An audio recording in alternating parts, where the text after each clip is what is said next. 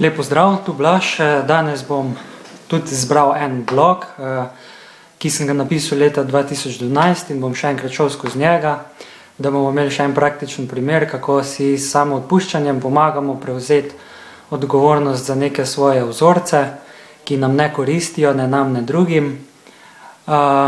In hkrati, kako skozi to pridemo do določenih spoznanj, s katerimi se potem osvobodimo raznih čustvenih reakcij in samoomejitev, ki jih pač ljudje imamo zelo veliko.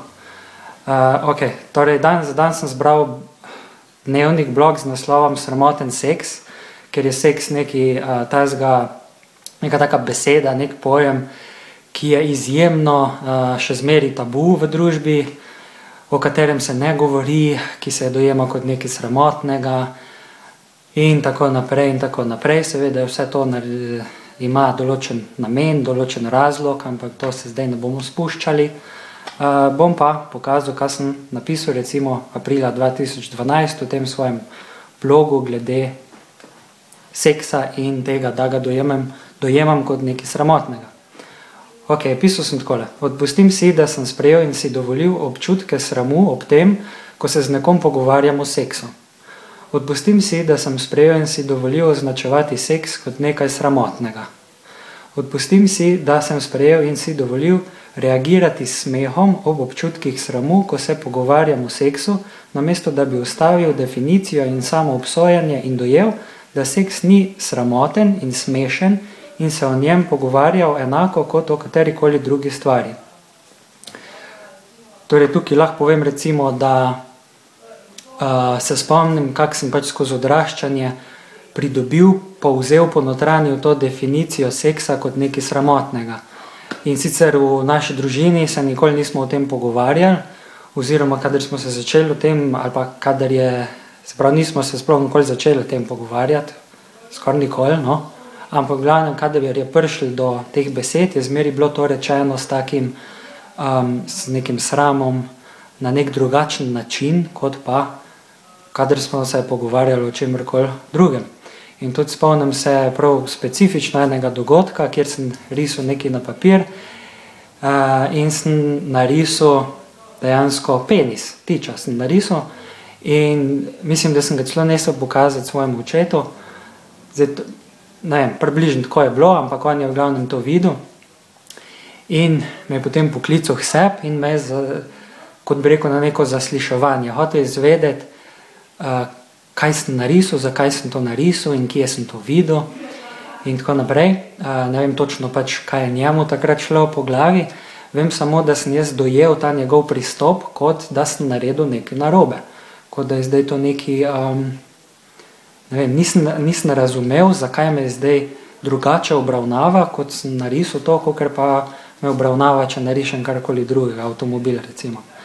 No in takrat sem že privzel to dojemanje, da so spolni organi in da je seks tako pač nekaj sramotnega, nekaj, v čemer ljudje, kot da je to s tem nekaj narobe, kot da ljudje o tem pač nočejo govoriti, ker tudi sem videl, da se ljudje, recimo v mojem sorodstvu nismo se o tem pogovarjali, in pač enostavno sem potem to privzel. In sem tudi sam se počutil sramotno, se pravi sramočeno, kadar sem slišal ali pa začel govoriti o seksu ali pa o spolnih organih in tako naprej. In sem se zato temu izogibal. No in zato sem tudi tu zdaj potem takrat pisal samoodpuščanje na to temo. Ker seveda nima nobenega smisla, da se ob seksu ali pa v govorjenju o tem počutimo sramotno, ker je to pač samo nek sistem, ki nas omejuje pri tem, da bi se lahko sproščeno pogovarjali o katerikoli stvari in seveda pri tem potem ostanemo nevedni, nas je sram, se nočemo o tem pogovarjati in tako naprej. O tem, če nadaljujem. Odpustim si, da sem sprejel in si dovolil označevati nage ljudi kot smešne in čudne. Ker recimo, jaz sem imel ta vzorec in pa večino ljudi, ko jih poznam, vem, da tudi imajo ta vzorec, da če vidimo neki nage ljudi, spolne organe, nekaj, kar je seksom povezanega, potem se začnemo ob tem hihitati, ker nas je sram, ker je to nekaj nekaj nespodobnega, ker sodimo, ker presojamo to kot pač tako in neprav in nespodobno in neprimerno in vulgarno in narobe in tako naprej. Tako da, to je tudi nekaj, kar imamo vsi sigurno za odpustiti, da te definicije nagih ljudi, spolnih organov in tako naprej, kot da je to nekaj sramotnega in pa, ne vem, napačnega, vulgarnega in ne vem kaj. Odpustim si, da sem sprejel in si dovolil označevati nage ljudi. To smo že. Odpustim si, da sem sprejel in si dovolil občutke sramu, kadar nekoga vidim nagega. Odpustim si, da sem sprejel in si dovolil občutke sramu, če nekdo vidi, gleda moje mednožje. To je zanimivo, ne? Recimo, ko sem opazoval, če sem hodil zunaj po ulici ali kaj takega, pa sem videl, da je nekdo, ali pa dojel, kot da je nekdo pogledal meni v mednožje, me je postalo takoj sram. Ker sem pač to povezal s spolnimi organi, seksom, kot da je to nekaj zdaj sramotnega in ne vem kaj, in pač sem dobil to čustvo sramu in sem začel sebe presojati in se spraševati, zakaj me pa zdaj sem pogledal, kaj pa zdaj to pomeni in tako naprej. Naprej, odpustim si, da sem sprejel in si dovolil, da se primerjam z drugimi moškimi, medtem ko se pogovarjam o seksu in se počutim manj vrednega, kadar se mi zdi, da je nekdo boljši. Tukaj pa sem že prešel pol na te mindfucke, umojebe, glede tega, da se primerjam z drugimi, še posebej z moškimi,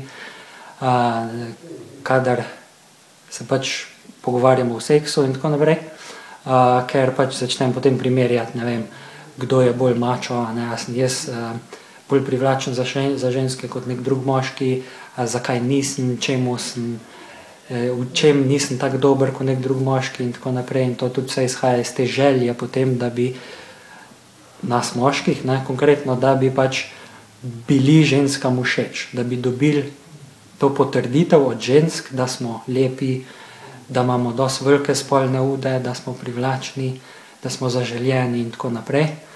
In seveda to spet izhaja iz tega, da samega sebe ne sprejmemo kot lepe, kot enostavno, da dovolj dobre za kogarkoli, da se ne pogojujemo s temi nekimi pogoji, kdaj smo dosti dobri, pa kdaj nismo dosti dobri.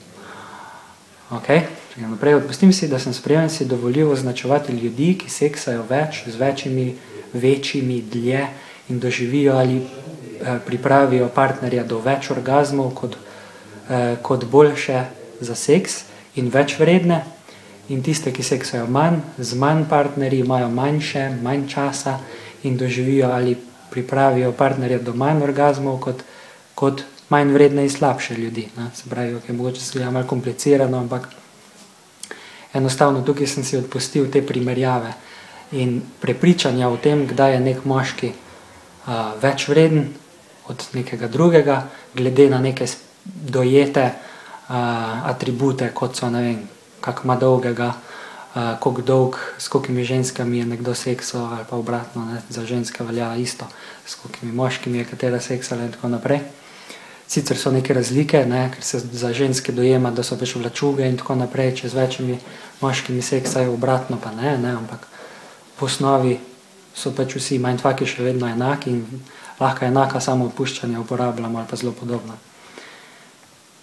ki jih seveda priredimo za naš specifičen primer naših prepričanj in misli. Potem je še nekaj naprej. Odpustim si, da sem sprejel in si dovolil verjeti, da je sramotno, če mi penis pred in med seksom ves čas ne stoji. To je en zelo specifično samo odpuščanje, na zelo specifičen mindfuck, se pravi prepričanje, zaradi katerega sem se počutil dejansko manj vrednega in nesposobnega in me je bilo sram in tako naprej. In ko sem si to odpustil, dejansko se zdaj več ne obremenjujem s tem, ker je nesmiselno. Odpustim si, da sem sprejel in si dovolil občutke manj vrednosti, kadar partner ne doživi orgazma. Recimo še en primer. Odpustim si, da sem sprejel in si dovolil verjeti, da je orgazem bistvo seksa, namesto da bi ustavil odvisnost od teh energetskih občutkov in užival v fizičnem dotiku. To je en tak zelo pomembno spoznanje, ki zaradi posledično, ko ga dojamemo, se zelo osvobodimo, ne, tega dojemanja, kaj sploh seks je, ne, ker vsi dojemamo seks kot to neko željo po orgazmu in potem je vse okrog tega, da se vrti, ampak če smo samo osredotočeni na to, potem zamudimo celo bistvo pač fizičnega odnosa z našim partnerjem. Tako da, to je zelo pomembno, da dojamemo, da je nesmiselno, da se podrejamo tem svojim čustvenim poželenjem in energijam po energetskem orgazmu, ker je to samo en tak špljoc energije, ki pride in gre in potem je to to. Ne? Mi se mu pa podrejamo, ne da bi se tega sploh zavedali dobro. In pač, ko enkrat to preusmerimo pozornost iz tega na to, da dejansko raziskujemo fizični dotik, da se kaj masiramo in tako naprej, potem je to pač veliko boljši izraz samega sebe v fizičnem z nekom drugim. In se potem posledično tudi ne zlorabljamo več samega sebe, svoje telo in telo partnerja samo zato, da bi doživeli neko energetsko, nek energetski izbruh energije, ki traja par sekund in potem je to to. Ok. Potem še imam 2. Odpustim si, da sem sprejem si dovolil občutke sramu in se obsojati kot manj vrednega, kadar doživim orgazem prej kot moj partner. Odpustim si, da sem sprejel in si dovolil označevati samozadovoljevanje kot sramotno. Tudi pomembno. Odpustim si, da sem sprejel in si dovolil občutke sramu in manj vrednosti, kadar me nekdo vidi, gleda, ko se samozadovoljujem. Tukaj je bilo predvsem mišljeno v kontekstu, da me moja partnerka lahko pri tem opazuje, ne, kdaj. In sem pač ugotovil, da me je pri tem sram in zato sem tudi zato naredil samo odpuščanje. Ok, to je to, kar sem napisal v tem dnevniku in zdaj imate še en, pa imamo vsi skupaj še en primer, kako se konkretno lotiti samo odpuščanja.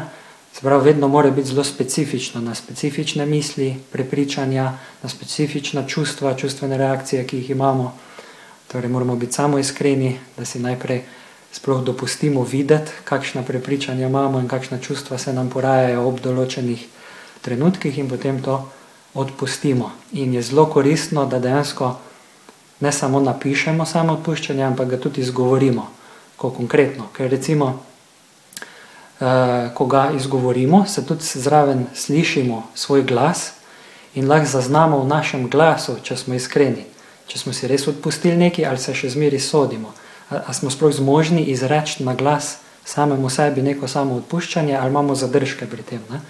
In potem, ko začnemo enkrat res tako sproščeno ta samo odpuščanja si govoriti, potem tudi dejansko vidimo, da to samo odpuščanje deluje, da smo uporabili prav, da smo si odpustili za prave točke, prave stvari, ker tudi opazimo na telesu, na svojem glasu, da smo bolj sproščeni, da se ne sodimo več, da smo se zdaj zmožni recimo v seksu pogovarjati ali pa sploh izreči besedo seks, brez da bi